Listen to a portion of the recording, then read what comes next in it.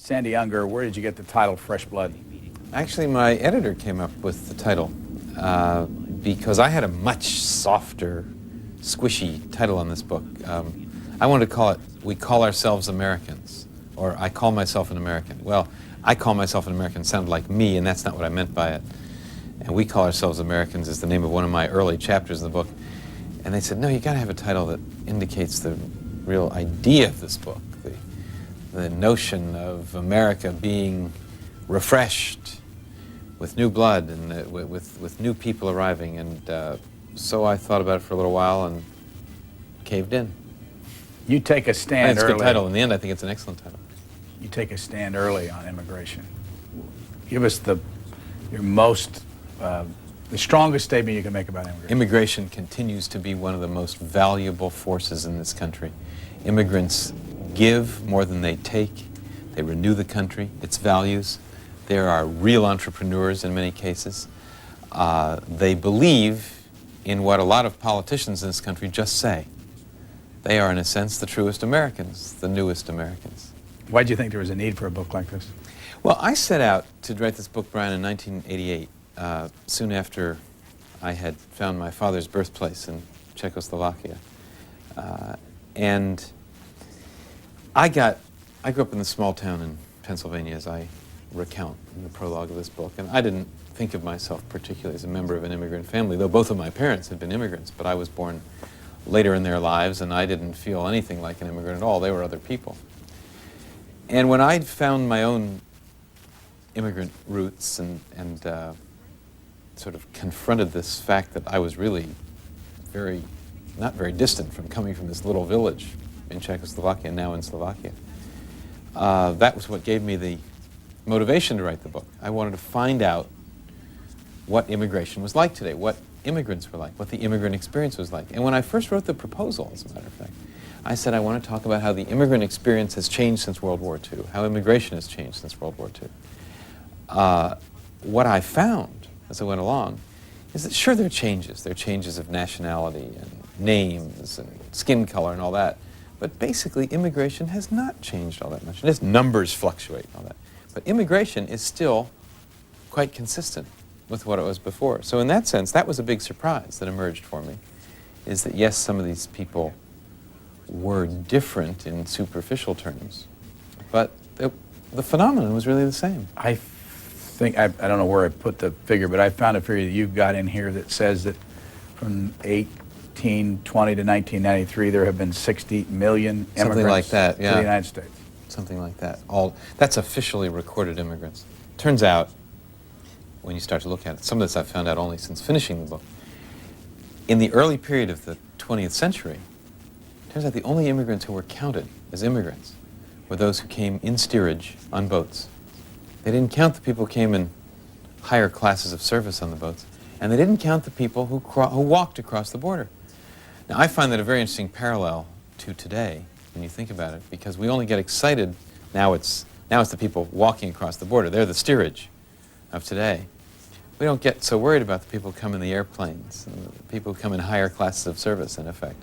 We don't focus on them as much as we do on the steerage that comes across the border now. So I think probably that figure is as reliable as we're going to get, but is probably low, considerably lower than the reality of the number of people who came.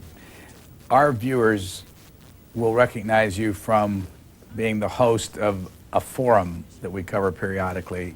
What else do you do, and what are those forums? Well, I'm Dean of the School of Communication at American University now, here in Washington, and have been for 9.5 years. Those forums are a series of programs, about 4 a semester now, that we put on in which we talk about controversial issues in journalism and other areas of communication. We try to have a very open dialogue, different sides, expose prominent journalists and policymakers, members of Congress, politicians, to young students who ask them questions. And first we have a conversation among ourselves, and then we open up the floor. Anyone who's seen an American forum on C-SPAN knows that some of the questions are terrific, some are not terrific, but the one thing that's true of them is they're completely unedited and spontaneous, and whoever gets the microphone first gets the first chance to ask a question. That's what those are. When were you last host of All Things Considered? 1982. How long did you do that? I did it 2.5 years, and I stayed at NPR for almost another year after that, starting another program, a nightly half hour on a single subject at the time. When was the last time you worked at the Washington Post? I worked full-time at the Washington Post from 1969 to 1973. I did some stringing for them for a year after that, but basically left in 73. Checkered career, I've done a lot of different things. You have a lot of people in the book, and I just want to ask you about some of them. Tell us, Sure. we'll go through a bunch of them. Can I cut you off for a second and just say that that's what I hope the contribution of the book is, to talk about the people. Talk about immigrants more than immigration. To talk about people rather than numbers. People rather than laws and regulations and rules and all that. I really felt, as I went along on the book, that there's too much focus on the numbers, and the people here in Washington sort of look out and say, we got to cut these numbers or change these numbers or shift these numbers, and they don't really talk to immigrants. They don't really think about immigrants when they do it. So that, yes, is what I really wanted to do. One that I remember, and I can't find it, is I'm not sure I'll pronounce it right, it's the Hmong group? The Hmong, right. How do you pronounce it? I pronounce it Hmong. I'm not sure I'm exactly right either. It's H-M-O-N, H-M-O-N-G. The title of that chapter is Manipulated by History. They are the people who fought the CIA's secret war in Laos for many years. The secret war that was not so secret. But they were on the American side, and they are one group who felt they were owed something when the United States pulled out of Southeast Asia. A fair assumption, I think, and the United States pretty much agreed with that fact, that they were owed something, took in a large number of Hmong refugees because their lives weren't worth much in Laos once it was taken over by a communist government. They'd fought on the side of the CIA. How many of them are here in the United States? Well, these numbers are a little difficult. I think the total now is about 65,000, 70,000, I believe.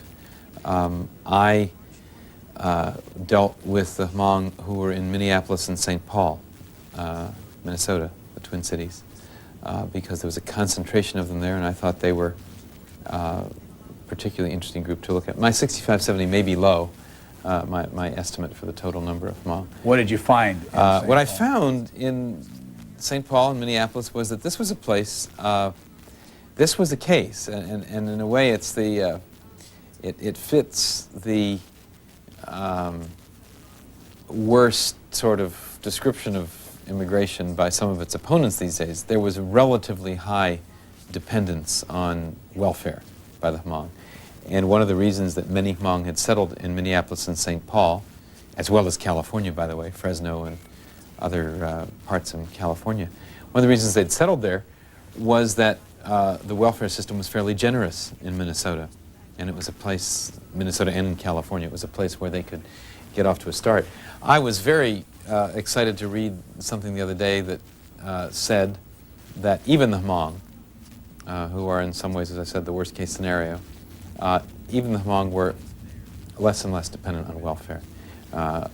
Some places in Wisconsin where they also live, they were being weaned from welfare. The people I met didn't want to be on welfare, and I met some particularly interesting young Hmong who actually bragged to me about getting off welfare and supporting not just their own family, but their parents and their sisters and brothers, sending them to college. There's a young woman in that chapter called Paddy Yang who told me the absolutely horrifying story of walking out of her village, almost the entire village, walking out of Laos to Thailand.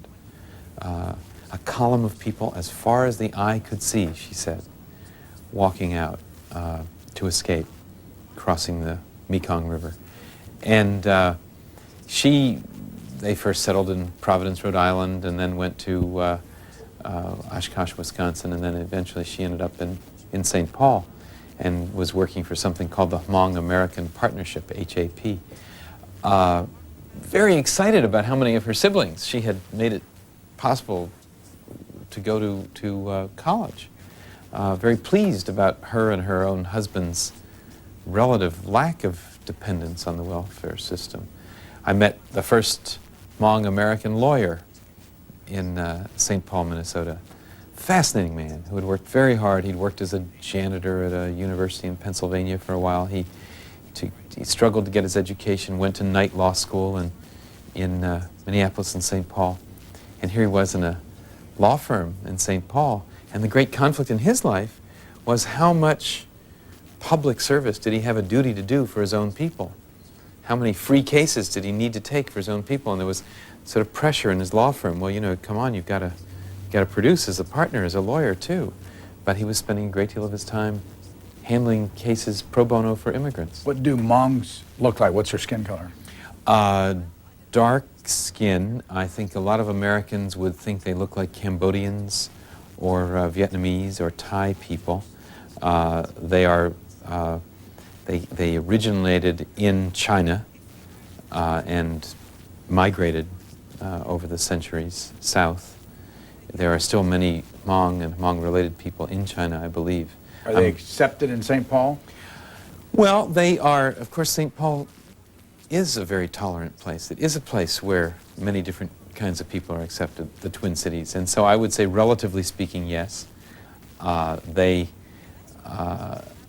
have a lot of their own organizations, live very much among themselves to some extent. But of course, so did the Italians when they first came to this country, so did the Irish, so did Russians, so did lots of other people.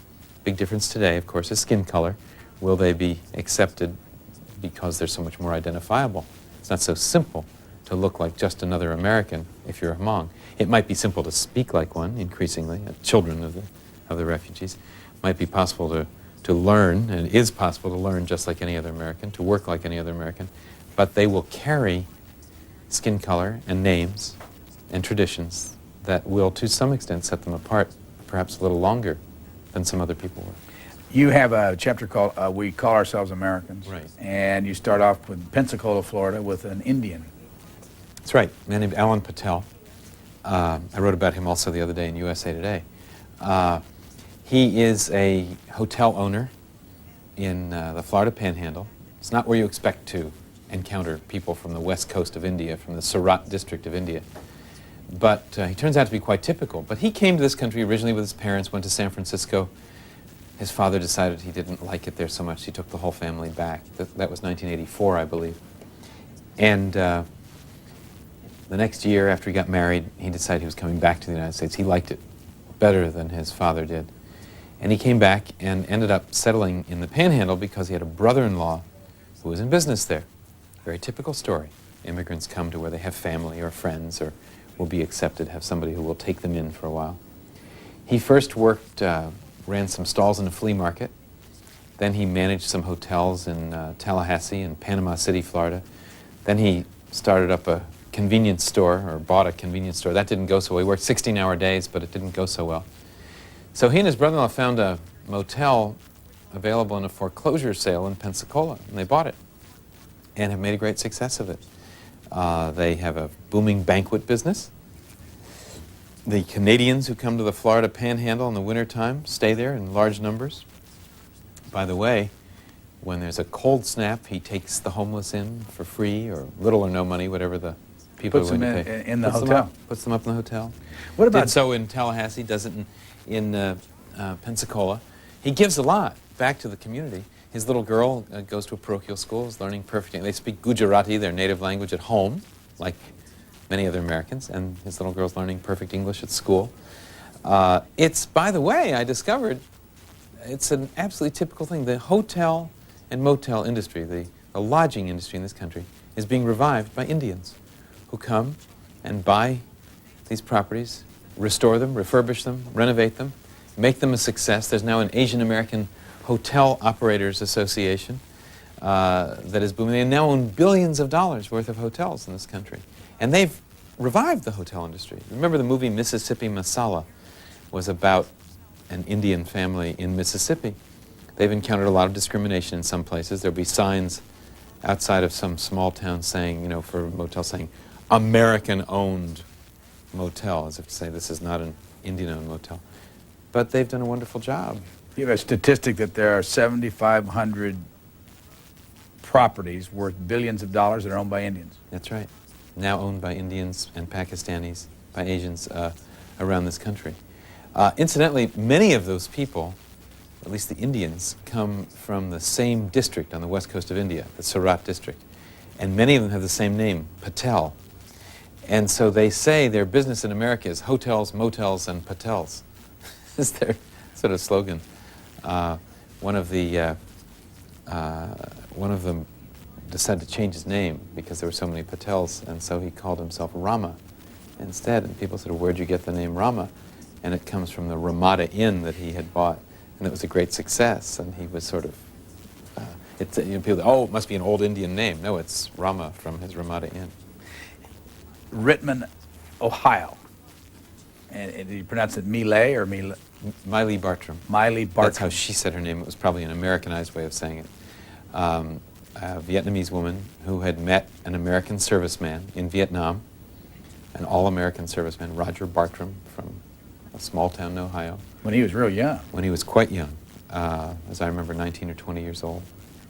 Fell in love. She came back to Ohio with him after the war. She lived in this little town, little rural town in Ohio, Rittman, Ohio, not too far from Akron and Cleveland. Very, very interesting woman. Felt very lonely for a long time, she told me. A pretty little house on top of a hill in this rural town. She had 3 children. And as they began to get older, she began to feel a little lonely. So she started to venture out of the house and got a driver's license and a car.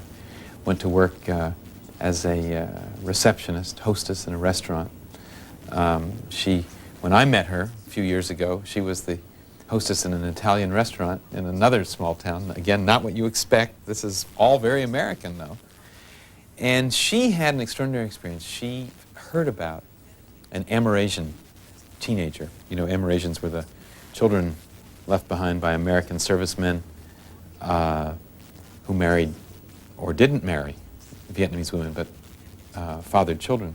And after the war, the United States didn't bring them back, and they were outcasts in Vietnam because they were a reminder of the Americans. And this boy was having a very hard time. He seemed to be retarded to some extent. And she took him into her home. She tried to help him find work, find counseling, find an education. I think she saved his life, probably. He was being buffeted around the system. He had been used as a ticket by a Vietnamese family to get to the United States. He was their foster child and in Vietnam, and when we began to take in Amerasian children, they came along in the deal, not entirely scrupulously. And then they abandoned him once they got to this country. And I think she probably saved his life. And she did a lot of good things for many other people. Again, a human being, an immigrant, who's contributing a great deal and not being recognized, gets buried in all those numbers of immigrants. Did you go and visit her in her I went to location? her home. I visited her in her home. How'd you find her? Actually, some friends of mine who own the newspaper in Worcester, Ohio, told me about her. There'd been a story in their newspaper. Carolyn and Victor Dix, who owned the newspaper in Worcester, Ohio, found her for me. And that's how I found a lot of the people in my book. Friends sent me clippings or had me in mind, called me up and said, I just heard an interesting story about somebody in the next town. And so when I went to give a talk in Worcester, Ohio, I went traveling around some of these little towns in Ohio and found some of these people. How would you characterize the way she feels about being an American today? Well, actually, she's a particularly interesting case because she came to have mixed feelings, and especially as Vietnam began to open up a little more and relations began to improve with Vietnam. And I haven't checked in with her lately. I assume she's still there in Rittman, Ohio, but I don't really know. When did you see her last? I last saw her about 4 years ago, and 4 or 3 years ago. And I think it's a possibility that I know she had gone back to Vietnam. She had gone back to visit her family, had made a trip back, and that was still while things were quite controlled. But I think she began to think that, you know, in this country, there's so many pressures against caring about your family, keeping your family together, and that back in Vietnam, she felt that family still mattered. By the way, Brian, I think that immigrants are really the guardians of family values in this country. It's immigrants who want to bring their family over. It's immigrants who want to get together with their family routinely, who want to live near their family. I think immigrants have something to teach us about family values. The family values, the slogan that the politicians use. What did you find with the Cambodians in Revere, Massachusetts? Well, I have a whole chapter about an incident in Revere, Massachusetts that I found particularly telling. Revere was a great immigrant town, and it's a town where for a long, long time, for most of the 20th century, various immigrant groups lived together fairly successfully. The Irish ran the police and the fire department. The Italians were in charge politically. The Jewish families ran the local businesses, and everyone sort of coexisted. But then people began to move away. This is, by the way, named after Paul Revere. That's right, named for Paul Revere, right. Although it's a little hard to figure out why. He didn't come from there particularly, but he was a hero in Massachusetts, it's fair enough. Broke off from another town and named itself for Paul Revere around the turn of the century. Well, a lot of people started moving away. And so there was a lot of empty housing, and housing that had large units, large apartments.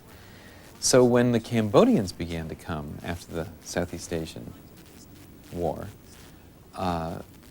the Refugee Resettlement Administration of the federal government was looking around for places to send people, and Revere popped out as a city that had a lot of housing available, a place that people could come to. So these Cambodians are plopped down in Revere, Massachusetts, and they could not have been more of a surprise. And the mayor, the former mayor whom I talked to, George Colella, wonderful, great old politician whose father had been an immigrant and felt very lucky to get a job in the fire department when he came. He found out one morning that a whole bunch of Cambodians were coming. No time to prepare. And he had this big meeting, and he walked in to welcome them in this church. And the people of Revere, Massachusetts, though they lived near Boston, it's a very sophisticated city in many respects, didn't really know what to expect of Cambodians. So it was a big adjustment. And there was a lot of hostility by some people. And one of the things that the period when I went to Revere, and Revere, by the way, had been the first sort of resort town outside of Boston, up along the North Shore. And they'd had a disaster, and all the sort of midway along the beach had sort of fallen apart and been torn down. Revere was kind of a depressed area. Ed Markey, their congressman, has done a lot to try and get federal funds to restore it and so on. In a way, the Cambodians helped revive Revere, but not without a lot of trouble. So there was there was a lot of resentment, and there was a fire in one of the neighborhoods where the Cambodians lived, and it was determined that it was arson, that it was set by some kids, some teenagers from Revere who were just trying to make mischief for the Cambodians. There's up to this day, as far as I know, the case has never been tried. Some people were indicted, but there was something shaky, I guess, about some of the evidence or one of the witnesses. Then later on, more trouble between especially some of the Italian Americans and some Italian immigrants, recent Italian immigrants there, and the Cambodians. And one night there was a big fight in a bar near the beach in Revere, and some Cambodians were beaten up pretty badly. So the next week, some Cambodians came back, and they killed an Italian immigrant in Revere. And again, that case has never been solved. How do you know there were Cambodians? Well, there were witnesses that it was Cambodians. There were a lot of people who said they saw Cambodians do it. No one knew quite where the Cambodians were from. The betting was that they were not actually from Revere. They might have come from Lowell, Mass, or from someplace else, that they disappeared into maybe a Cambodian immigrant community in California. And the case has never been solved. Relations are better now. Some wonderful people, again, Americans who care about this, who appreciated the immigrant experience themselves, tried to bridge some of the gaps in some of the schools in Revere. They had a brand new public school that made it a little bit easier to do some of these things. But they had a hard time. And I went to Revere. Now, the reason I went to Revere to do this is I read a little piece in the newspaper one day about a lockdown in Revere, that the Massachusetts State Police and the local police and the Immigration and Naturalization Service and all these people had actually gone into a Cambodian neighborhood in Revere and had an old-fashioned lockdown. They'd gone, and no one could leave, and they were searching all the homes. They were looking for the killers of this Italian immigrant. And I just thought that was a very interesting case. So I went to Revere, and I went and I talked to the police department, and I talked to the Cambodian community leaders, and to the mayor and the public school people, and just to find out, and to a minister of a congregational church, himself a Greek American, who had been responsible originally for bringing Vietnamese into the community nearby. And for me, it was a sort of all-American story of dealing with immigration, immigrants coming, and the Cambodians, like many other people, we've only talked about Asians so far, but the Cambodians were very resourceful in adapting. And again, as I said, have made big contributions, have gone to work in service industries around Boston, tried to make their way. And Revere is one of these places that sort of shouldered the burden on behalf of a lot of other people and had trouble. Of the 262 million or so people in the United States, how many of those are foreign-born? Well, the percentage is up, and the percentage I'm remembering right now is about 8% overall. It's much higher in California, New York, a couple other states than it is nationally, of course. The national average includes those. The foreign-born population has always been a significant number of people in this country, or at least for most of our history, because there was nobody here. And various waves of immigrants came. Immigrants did us a big favor around the turn of the century, coming to late 19th century, the Industrial Revolution in this country. And the early 20th century, there were great numbers of immigrants who came because there was a labor shortage. I mean, there were people, I don't know if you've seen in Ellis Island, there are these posters that were used by, and American shipping companies often did it. It was good business for them. There were posters in various European countries advertising for labor to come here, advertising for people to immigrate to the United States. And of course, it dovetailed very well with difficult economic and other circumstances in many of these countries. In Sweden, for example, the reason there are a lot of Swedes in the upper Midwest in the United States is there was a virtual famine in Sweden. Parts of Sweden, people were going to die if they didn't leave. There wasn't enough food. What year? In the 19th century, the middle of the 19th century, basically. Similarly in Ireland, there were famines. There were periods of time when this was the escape. Well, it served the needs of those countries to export people who were poor, and it served the needs of this country to import labor. And the people who came here, the people who've always come here, it's a cliche, but you know it's true, came because they were courageous. They were willing to take the risk. They were willing to leave everything behind. And they were hardy, they were strong of body or strong of mind or spirit. And they came to this country, they took a big chance. And then, typically, they sent for other members of their family who also came and made contributions to this country. And Brian, that's exactly what's happening today.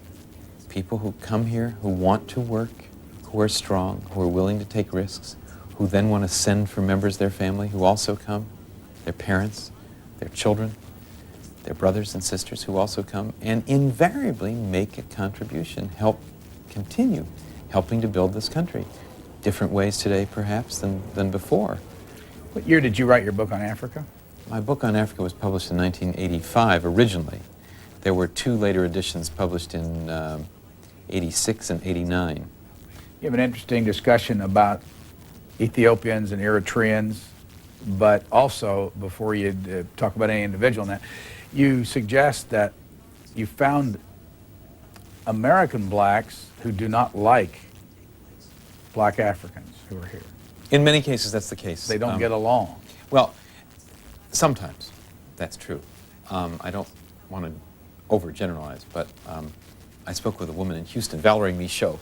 I like to remember some of the names of these people who were so helpful and open themselves to talking to me. She was married to a Haitian, and she was talking about, she's an African American married to a Haitian immigrant And she was talking about the fact that she found that in many cases, American blacks who were living in depressed circumstances or difficult economic circumstances were resentful of immigrants who came and were so aggressive and seemed to do so well. Resentful of Nigerians, for example, Ethiopians, excuse me, in some cases Haitians, who came here and worked so hard.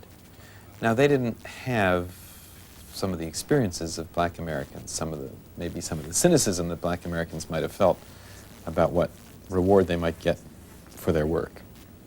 And these people were succeeding on American terms, including Valerie Michaud's husband in this particular case. And I think that's where, what you're referring to, that's where it came up. In Washington, the chapter about Ethiopians and Eritreans is located in Washington, here. In that chapter, though, you refer to, you say that those of you who have been around Washington might have seen this particular man who drives a cab. That's right. Who at some point was an important member of the Ethiopian Society? Well, what happened is that there was a man who became involved in the Ethiopian opposition here. He called the Coalition of Ethiopian Democratic Forces, which was in Washington, had an office in Washington, was also active, obviously, in Ethiopia. And he had left during the Marxist regime of Mengistu in Ethiopia and eventually ended up in this country. And when the people came to power who are now in power in Ethiopia, he, after defeating Mengistu in various civil wars in Ethiopia, he was part of a movement here that wanted them to open things up more broadly and admit more people, make it truly democratic in Ethiopia. And he went back to Addis Ababa with some other people to hold a conference of this coalition of Ethiopian Democratic Forces, and got a visa and everything, and was arrested, was one of many people arrested. Now, the Ethiopian government claims that this man, Yemane Ab is his name, was responsible for many deaths under Mengistu before he left, and that he committed crimes, and they wanted to try him. And he became a great cause célèbre. While he was living in this country after he left Ethiopia, though he was a significant political figure for Ethiopians, he was a cab driver in Washington. Again, a very common syndrome Have you met him? among exiles. I had met him as a cab driver. And when I saw his photograph in the newspaper and in his wife's home, when I met his wife and talked to her here in Washington, he was already in prison in Ethiopia. And I saw his picture and I said, I know him. And she said, yes, you were probably in his cab, which I think was the case. He's still in prison, as far as I know, in Ethiopia, and has not been tried per se, but is still being held. And they claim they have a good case against him, but he is a great cause célèbre in the Ethiopian community here, at least in part of the Ethiopian community here. What about, again, going back to the immigrants who live here now, break it down in numbers. I mean, what's the biggest population? Of immigrants today, or of Today. newcomers today? Well, I don't know. Mexicans, of course, are the largest have the largest numbers coming to this country, both legally and illegally now. Then I think Chinese. I don't have the chart in front of me, but Chinese certainly represent a large number. Still Vietnamese, former people from the former Soviet Union. The Dominican Republic, most people don't realize, that's the largest number of immigrants to New York at the moment are from the Dominican Republic. You say to New that York there City. are 500,000 Koreans in Koreans Southern California. were coming in large numbers. Koreans are not coming in such large numbers now, but did over a period of time. And I have a chapter about the Koreans in Los Angeles, one of my favorite chapters, because I think the Koreans in this country represent a lot of the conflicts and the tensions and the strife that some immigrants have to deal with. There's still a fair number of people coming from the United Kingdom to immigrate to this country. But Ireland. Well, I was just going to say that many of those people from the United Kingdom are actually from Northern Ireland, where there's been such partisan and sectarian strife for a period of time. Most of the people who are officially recorded as coming from the United Kingdom are coming from Northern Ireland. And there are quite a lot of Irish immigrants coming too. by the way, most Americans, when they think of illegal immigrants today, I think it's safe to say think of Mexicans or people from Central America. There are many other so-called illegal immigrants, undocumented aliens in the United States at any given time. According to the Irish Consulate General in Boston, when I talked to them, there are about 40,000 undocumented Irish aliens in this country at any moment. They work hard, just like any other immigrants to this country. They run businesses, which they have to keep underground. They don't pay taxes because they're afraid of getting caught. They're wrong. They probably wouldn't get caught because the IRS and the INS don't have their databases so well interfacing. Many of them benefited from these visa lotteries that were pushed through. The Irish had a special quota in the visa lotteries of the last few The years. Morrison lotteries? The Morrison lottery, there was the Morrison Donahue visas. lottery before the Morrison visas, that's right. Are those over? Those are pretty much over now, yes. There was a diversity lottery that followed the Morrison visas. Bruce Morrison, a congressman from Connecticut who pushed through the legislation. And how did it work? I remember you saying that there were something like 9 million applications the first time around. There were huge numbers of applications. They had to arrive at a certain time. I tell the story of the Irish and their participation in one of these lotteries. I talk about the luck of the Irish and the visa lottery because they were guaranteed 40% of the visas for a while in one of these lotteries through a clause that Teddy Kennedy and others had managed to get approved in Congress. The way the lotteries worked is that people had to send applications. The first time they could send any number of applications, there were people who sent thousands of applications. And one of my favorite stories is a woman named Lena Deavy, who was running the Irish Immigration Center in Boston, which was basically intended to help immigrants legalize their status here. And not just Irish immigrants, but primarily Irish immigrants. It was called the Irish Immigration Center. And around the time of one of these lotteries, she went back to Ireland for a funeral, and she discovered there was a postal strike going on. And that because of this postal strike, a lot of people who wanted to win visas in this lottery wouldn't get their applications here in time. So she went and talked to the labor union leaders in Ireland, and she got them to cancel the strike for a day, to suspend the strike for a day, so that the applications for the visa lottery to the United States could get through. Which I think is just a wonderful example of the industriousness of immigrants and they were doing something quite legal in doing this. And so they were able to get the applications. And in fact, most of the applications in the visa lottery came from people who were already here illegally. And they could mail in their applications, and it was a chance to get legalized. They had to produce evidence of having a job here and so on. And in the end, not all the people who won spots in the visa lottery actually accepted their visas. But it was one other way to get legalized. It was some people would say it was a drop in the bucket, but it was a way to do it. But the interesting thing to me about the Irish immigrants in Boston, and I had a very interesting time talking to them, was that they did have an easier time than a lot of other illegal immigrants in this country. Because when we think illegal immigrants, we don't think Irish, we don't think white, we don't think English speaking. And there's a great story in there from this one guy David Mooney, who worked with Lena Deavy at the Irish Immigration Center at that time. And he talked about when he first came here, how easy it was for him and a friend to get jobs. They made up Social Security numbers. They were driving through Texas one time, they were stopped at, uh-oh, here it goes, we're going to get deported. No, people were just checking for insects and to see if they were carrying any fruit in the car or something. He said it was very easy to fake an American accent. He said, we had our tans. We looked like Americans. It was easy to get by. It's a lot harder for other people. And when we get excited about cracking down, there's not such a crackdown on the illegal Irish immigrants. There's much more of a crackdown in Los Angeles on illegal Mexican or Central American immigrants. And it's because the Irish immigrants, even if they're illegal, don't bother us as much. We don't notice them as much. How many illegals are there in the country, if that's the word? Well, I've seen the figure 2.6 million.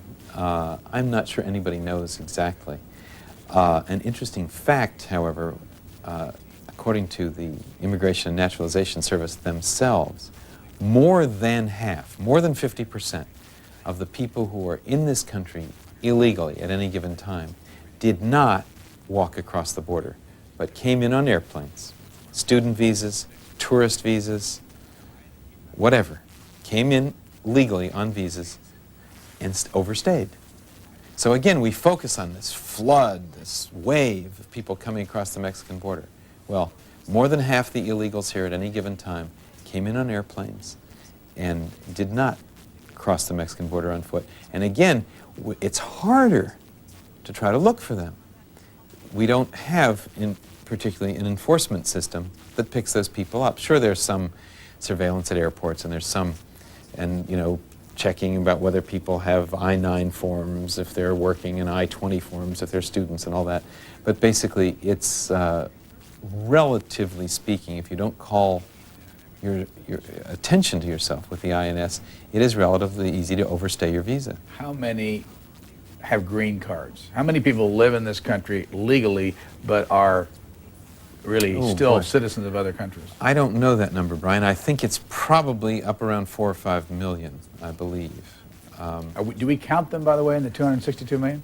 Oh, I think we count them as residents of the country, sure, as part of the population. But there are a certain number of people who have traditionally resisted becoming citizens because they think, well, Cubans, for example, in Miami, they came, they thought just going to stay for a year or two, and then when they get rid of Castro, they'll go back. Well, a lot of other people have always lived with this dream that they'd be able to go back, when things got better at home, whether it was meant better economically or politically or in some other way. I talked to one Ethiopian immigrant who said he'd been carrying around his he was a formal legal resident, he had a green card. He'd been carrying around his citizenship application in his briefcase for 5 years and hadn't managed to find time to fill it out because he had this dream of going back to Ethiopia. He wanted to go back and live there, though he probably wouldn't anymore. Well, now there's a great rush to become citizens because people are worried about legislation pending in Congress. They're worried about the fact that even naturalized Americans who become citizens may be treated as second-class citizens when this legislation passes. So now they think they better become American citizens, and many more are naturalizing themselves. In fact, the INS has had to add on a lot more counselors and people to process applications for citizenship. That's probably a good thing. I mean, I think if people are going to stay, it probably is a good thing that they throw in their lot and vote and participate in the system. You dedicate your book to Beth? Yes, that's my wife. Why did you dedicate it to her? Well, have you done it before? I dedicated an earlier book to her, a book I wrote about the Pentagon Papers case. Well, because my family has put up with this book. My wife and my 2 children, Lita and Philip, have put up with this book for a long time. Everywhere we go, anything I did in the last 5 years, there was always an immigrant angle for me. On any vacation, I would peel off and find some immigrants. My son, at one point, after dinner, I was going down to my study to work on my book one night, and this was probably 2 years ago. And he said, "What book is that, Dad?" And I said, "Well, it's my book about immigration." He said, "Oh, I thought you finished that one years ago." To him, it seemed like most of his life I'd been working on this book. My family was very much a part of this.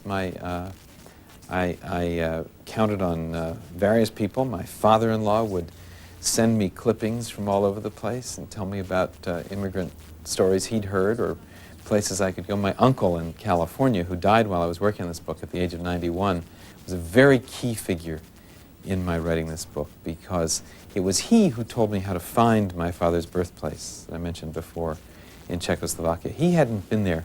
Let's see, he'd been there in 1929, and I was going in 1988.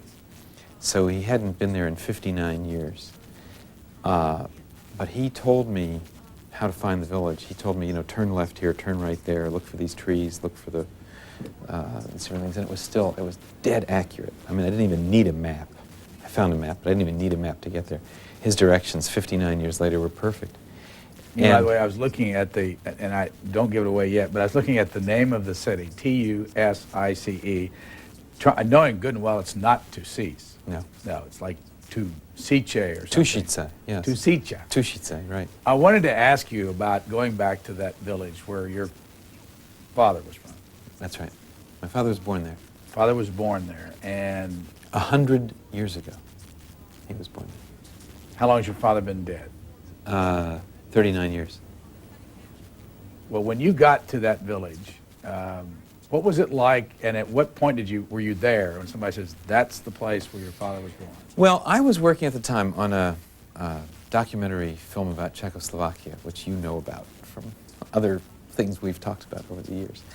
And we were at a steel mill in a place called Košice, an old Hungarian market town that was then part of Czechoslovakia, now in eastern Slovakia. And I was there with my producer, and they were talking about, coming back and filming. This was a sort of research trip, and talking about camera angles and blast furnaces and production quotas and that stuff. And, it was important, but I knew that I was close to where my father had come from because I'd talked to my uncle about this. And I'd found a map of Slovakia, and it was actually there. This village was there. So I asked the producer if I could borrow the car, the driver, and the interpreter and go look for the village. And he said, sure, go ahead. And it was a gloomy afternoon. So we went off down the road, and again, I had my notes from talking to my uncle on the phone. And we pulled in this town. First of all, I was surprised by how agricultural it was, and how I thought of these East European villages as dreary places. This was not a dreary place. Now, this was a little different. It was in a sort of agricultural region. It was not industrialized, even by the communists when they industrialized all the villages and small towns in Czechoslovakia, or in Slovakia anyway. And we were pulling into town, and there was a house, and there was a woman who looked like she was very old. She was all dressed in black, and kind of what you would expect a sort of peasant, East European, Central European person to look like. And so the young woman who was the interpreter got out and said, he said, I'll ask that person because she might know. And did you ever hear of a family called Unger that might have lived in this town? And I said, oh, yes, I didn't know them personally, but you go, down there and then turn right and turn left, and it's, I'm not sure if it's number 38 or number 40, but it's on that street where they used to live. Now, this was remarkable because my grandparents perished in the Holocaust. There has been nobody, well, there's a little kicker to the story. There is a cousin of mine who came back after the war for a short time. So we drove on, and by the way, the woman turned out to be 50 years old, not so old, but she had, was weathered and had lived outside, looked very old. And we found the street and found these two houses, went to the wrong one at first, the one next door, and she said, no, try next door, that was where the Ungers lived. And I met a man who now owned the house. And it was not the same house my father grew up in. It had been replaced in the 50s. But it was the same property, same ground. And they're very, one of the remarkable things about the houses is you got to the second floor on a ladder from the outside rather than from the inside. That's one of the things I remember most vividly about it. And it turned out that he had bought this house from a cousin of mine who had reclaimed it after World War II. And he told the story. He was from this village. And he told the story of coming back from the war, from the Russian front. Now, what that means, he fought on the German side because Slovakia was a puppet state of the Nazis, and they separated out from the Czech part of the country, and it was run by a local fascist regime, which, by the way, paid the Gestapo to deport the Jews from Slovakia. And he had come back, he said, from fighting, and found that the Ungers, these older people he had known, were gone. Their house was empty. And he had learned that they had disappeared one night. People had come and taken them away. And the next thing he knows, he comes back from the war later on, and somebody called Kalman, who happens to be a first cousin of mine, but much older, was living in this house. And he had been in a kind of German work camp. He had survived the war, had escaped, had been tipped off when he was going to be killed, had survived, and was in a displaced persons camp, and came back. Went to Košice, and he saw his grandparents, my grandparents' house, on a list of unclaimed property. So he claimed it. And he tried to live there for a year or two after the war, and it was impossible to do so, clearly. So he sold the house to this man in order to go to what was then called Palestine. And this man asks me in 1988, this was a transaction that had taken place in 1946. So 41 years, 42 years, maybe 47, 41 years later, he asked me, tell me, did Kalman ever make it to Palestine? He's asking me, the interloper who arrives from America. And I was able to say, yes, he did. And he's not been well lately, but he has 2 sons. One of those sons is the son of my cousin, a very dear friend of mine, is a doctor in France, and we're in communication. I was telling him about that. But it was an amazingly close connection for me. And we sat around the table and talked. And Did you ever take your kids or your wife there? not yet, no, we haven't gone. I'd love to. I haven't been back to Tushitsa. I will go back. And I could have gone back again another time, but I began to find it difficult to think of going back because I was, I looked around this house where I was sitting and talking to him, and I wondered if some of these things in the house could have been my grandparents' things that had been looted or taken from their house when they were shipped away. And it was, emotionally, I found it a difficult thing to stay there. But what it did for me, what that visit did for me was to make me feel like an immigrant. I mean, I had never felt, I realized, I was as good an American as anybody, but my family came from someplace. Your town in Pennsylvania where you grew up?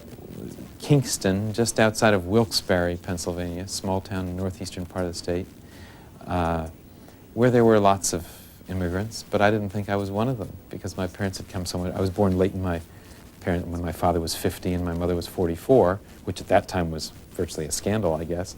They were replacing a son who'd been killed in World War II with me. And so I was very far from the idea of immigration and very far from my own parents' immigrant roots. And I found them on this trip. And one of the things I said is, I can identify with immigrants coming now, and they may not have names like mine. They may not be from Eastern or Central Europe. Some of them are.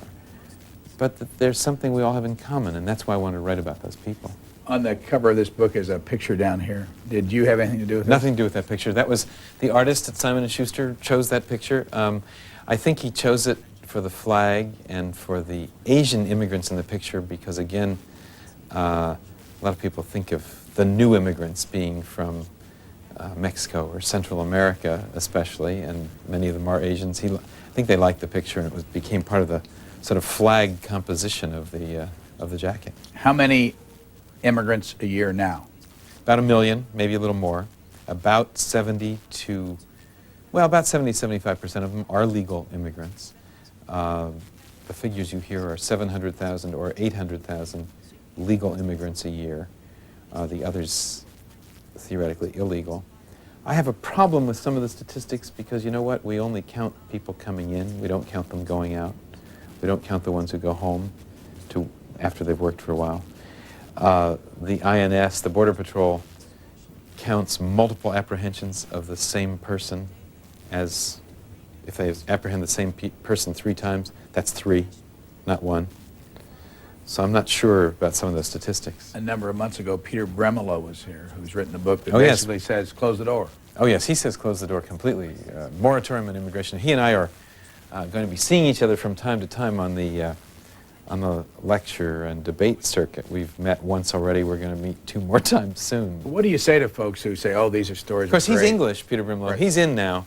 He immigrated, and he thinks it's a good time to close the door. But what do you say, we don't have a whole lot of time, what do you say to folks that are watching and saying, yeah, but I live on the border down here in Texas or in Arizona. Oh, I'm glad you asked about the border in Texas.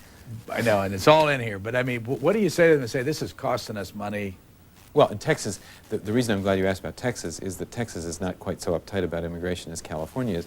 People have been coming back and forth across the border in Texas, in the lower Rio Grande Valley for years. That's not America versus Mexico, that's Mex-America. That's an area where there are a lot of people who are not sure what side of the border they were born on. Do immigrants or illegal immigrants come in, or even immigrants come in here and go on welfare? Some do, just as a lot of Out of other proportion people with go the rest of society? I don't think so, not out of proportion with the rest of society. I'm a little uncertain about some of those statistics that we get because, again, immigrants who are coming in and are on welfare get counted. A lot of immigrants who come and are not on welfare don't get counted in the statistics. So what I would say to people, to answer your question, people who live on the border and people who live elsewhere, is let's look at how willing immigrants are to work. Let's look at the fact that they respond to rational economic messages that get transmitted not just across the Mexican border, but elsewhere in the world. They generally come to places where there are jobs. They generally come to work. They work hard. The Federal Reserve Bank of New York found that male immigrants on the whole pay higher rates of taxation than other people because they don't often claim their tax refunds that they might be entitled to in some cases. And let's not get swept up in this hysteria. Let's examine what people are doing. Let's redefine some of the illegal immigration as serving a purpose here. A lot of people would be very happy to come on guest worker programs of the sort that Pete Wilson once supported. You see, I think that some 32 million Americans or people that live in this country go home at night and speak another language. That's right. Good or bad? No problem. It's always been true. I suspect that I know my grandparents, when they came, spoke their own language at home. My parents, in my experience, did not. My parents spoke English, and good English at that. But there is nothing wrong with people speaking a second language at home. People know that if they want to get ahead economically in this country, they better learn English. Their children better learn English. Their children do learn English. English is virtually an official language in this country already. We don't have to fool around with making it an official language and turn this country into Quebec. What in this book is your favorite story, the one that you like gathering the most and the one you like telling the most? Well, apart from my own story about going to my father's home village, I think I am moved the most maybe by the stories of the Koreans in Los Angeles, how hard they work, how they feel trapped, they feel resented by African Americans. They have this cultural conflict. You know, the daughter of a Korean American family comes home and says her American friend wants to take her with her family for a weekend someplace, and it's a great crisis, and because it's not part of Korean culture. The Koreans have contributed so much. They have they get loans from each other. They don't go near banks. You said they had a cooperative? They have cooperative loan societies, you know, and they draw who's going to get the money this time, next time. There's a woman, Im Jong Kwan, at the end of my Korean chapter that I talk about who struggled so with this emotionally. Guess what? People are going to have to go buy this book in order to get the rest of this story. A lot of good people in there from all over the world. Fresh Blood, The New American Immigrants. Sanford J. Unger, our guest, and we thank you for joining us. Thank you, Brian.